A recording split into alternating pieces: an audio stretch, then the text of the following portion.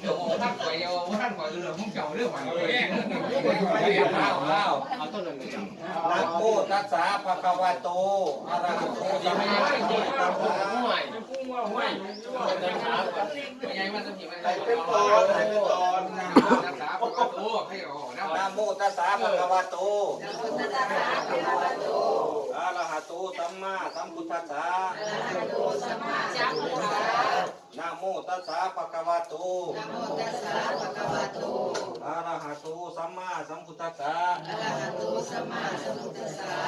นะโมตัสสะภะคะวะโตอะระหะโตสัมมาสัมพุทธัสสะท่านั่งนี้บาลีสุทธังนิพพานังปารมังสุขังนิพพานะปัจจโยโหตุอิมานิมะยังพันเตปัตตานิสัพปริวาลานิทิคูสังกัสสะโอโนจยามะสาธุโนพันเตทิคูสังโฆอิมานิปัตตานิสัพปริวาลานิปฏิคันหาตุอัมหากังที่คารตังนิกายะสุขายะ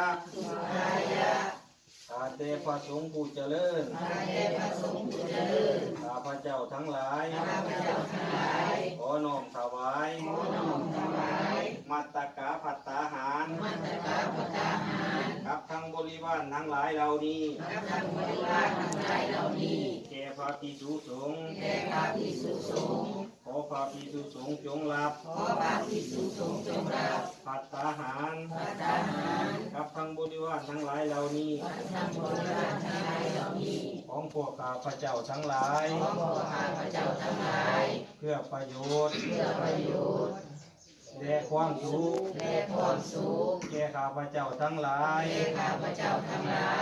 และขออุทิศส่วนกุศลผลบุญอันนี้ให้แก่ไม่ใช่เรื่องสิ่งที่พอวงพันบุตรีและญาติมิตรสรรพสัตว์ทั้งหลายผู้ที่ล่วงลับจากโลกนี้ไปแล้วไปสู่โลกเบื้องหน้าหากท่านตกทุกข์ขอให้พ้นจากทุกข์ถ้าท่านถึงแล้วซึ่งความสุขขอให้สุขยิ่งขึ้นไปตลอดกาลนานเถิด